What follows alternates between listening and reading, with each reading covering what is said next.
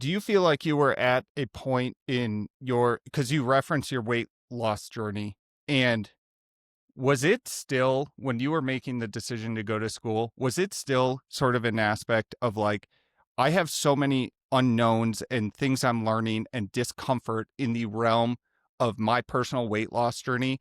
I almost just need to keep other things manageable in the rest of my life so that I can focus that time, energy, time and energy towards that area where I do have discomfort. And then over time, you can kind of expand your area of focus as maybe the weight loss becomes more like, hey, just manage it. I didn't at that time, you know, choose my life's direction based on how simple it could be because I was managing all of these other things. And I think Okay. this is a good part of the discomfort conversation. And maybe there's even a bridge here between like your experience with alcoholism and addiction, etc. And that is, to me, it was like, look, this has clearly become an important part of my life. I weighed 270 pounds, lost 140.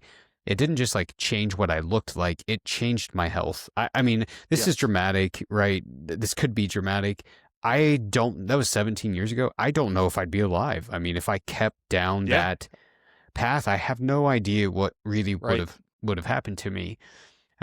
So this is the point that I was making is at that point, I had worked so hard and seen the fruit of that labor that it was like, it does not matter what I've got to do. My bare minimums for keeping this will absolutely not be replaced by anything.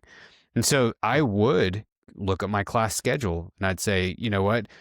I am going to plan my class schedule around the fact that I am going to move every single day, whether that's with weightlifting or running or walking or whatever. I am not going to plan any class that interferes with that. And now, as that got tougher, as the classes got more complicated because there weren't as many offered during the week. Right. Like you kind of had Right. one and you had to take it. And then at that stage of the game, it was like, okay, well, I'm going to book that class and I'm going to find another point in my day where it's like, if Right. someone invites me to coffee, I'm sorry, I have plans between 2 and 3, but I'll meet you at 3. Well, what are your Yeah. plans? I got plans.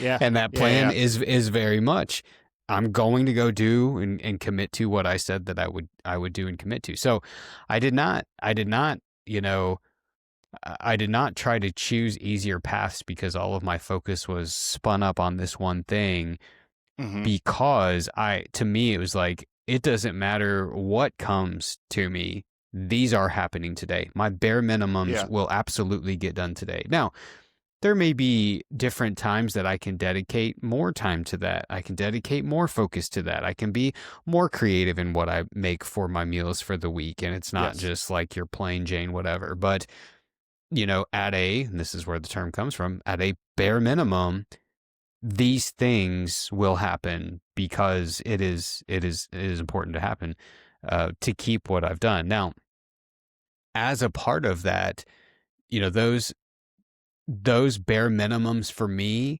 may or may not have moved the needle of progress for me that week. If it was weight loss, Mm-hmm. let's say, or if it was training, or if it was school or whatever, sometimes those bare minimums were just to stay focused, just to stay in the habit, right? The Yep. phrase that we Yep. use all of the time in our nutrition program, and like you and I have talked about, is I would rather be consistently good than occasionally Mm-hmm. great. And Yep. discipline is easier to keep than motivation is to go find.